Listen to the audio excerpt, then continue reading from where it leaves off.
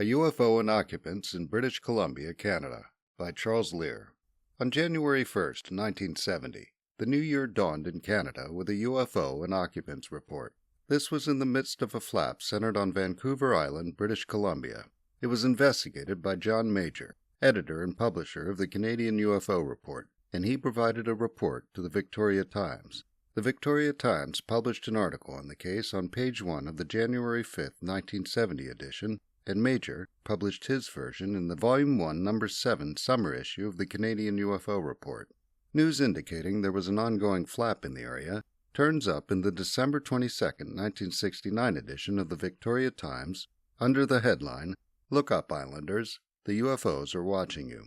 A sighting by 4 witnesses in the Ladysmith area is described. 2 of the witnesses, Graham Toole, 21, and Albert Birkeland, 22, reported they were driving when they saw an object with 3 lights, white on top and red on the bottom. Mr. and Mrs. Ray Knight reported what the reporter for the Times wrote must be the same object. According to the article, they agreed with Toole and Birkeland that it moved about a mile a second. Mr. Knight said he had seen an object in September where you could see the cabin lights clearly. The article also describes a grayish saucer-shaped object with a transparent center, seen by 5 people over an elementary school in Duncan. The occupant report came from a nurse who worked the night shift at Cowichan District Hospital in Duncan. According to Major's article, UFO occupants seen near hospital, in the Canadian UFO Report, Doreen Kendall was checking on an elderly patient in the extended care ward around 5 a.m. on January 1st, 1970. She turned on a light and went to part the drapes of a nearby window to let in some fresh air. She said that as she pulled the drapes open, a brilliant light hit me in the eyes.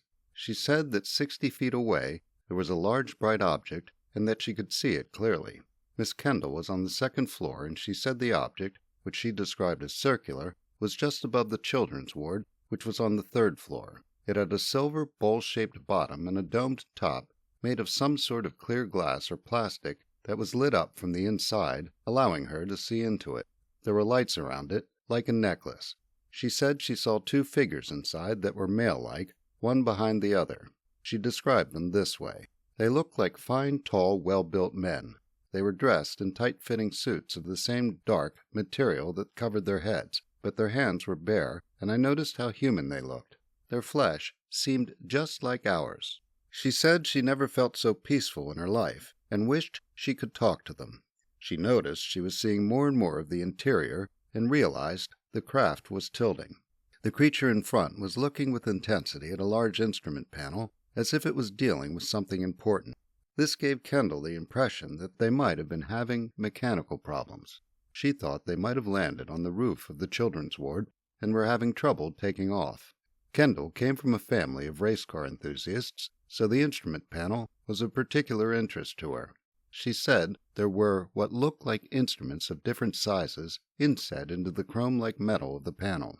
She then remembered her patient, Frida Wilson, whom she had come to check on. She said that, at this point, I guess I hesitated. I felt I mustn't make a noise or do anything that would break the trend of what was happening. Major tells the reader that the creature in the back turned and faced her, almost as if her thoughts were being read. She said she couldn't see its face because it was covered with a darkish material that looked softer than the rest of his suit. She was sure the creature saw her because of what happened next. The creature turned and touched the back of the creature in front. The creature in front then grabbed a lever and pushed it back and forth. The craft started to circle counterclockwise, and Kendall called to Wilson to come and look. Major spoke to Wilson, and she said she came over and saw a bright light about the size of a car. She didn't see a top or bottom or any of the details described by Kendall. She said the object circled slowly and then moved off. She described it as being too bright to be a plastic bag with candles, as some people had reportedly suggested. According to her, it would take 1,000,000 candles to make it as bright as that. 2 other nurses, intrigued by the comments made by Kendall and Wilson, went and looked out another window. They saw a bright light moving off in the distance, and 2 more nurses who went to look were too late to see anything. Major tells the reader that the nurses didn't go public with their story, and that he was alerted to it by a nurse at the hospital who was a friend of his. Available June 2022 from Flying Disc Press. a book about the people involved in the mystery, covering the golden age of flying saucers. Using newsletters, magazines, case files, official documents and more. Sure to leave even the die-hard skeptic wondering. By Charles Lear, New York, USA. The Flying Saucer Investigators. Available on Amazon, from June 2022. The Flying Saucer Investigators. Flying Disc Press.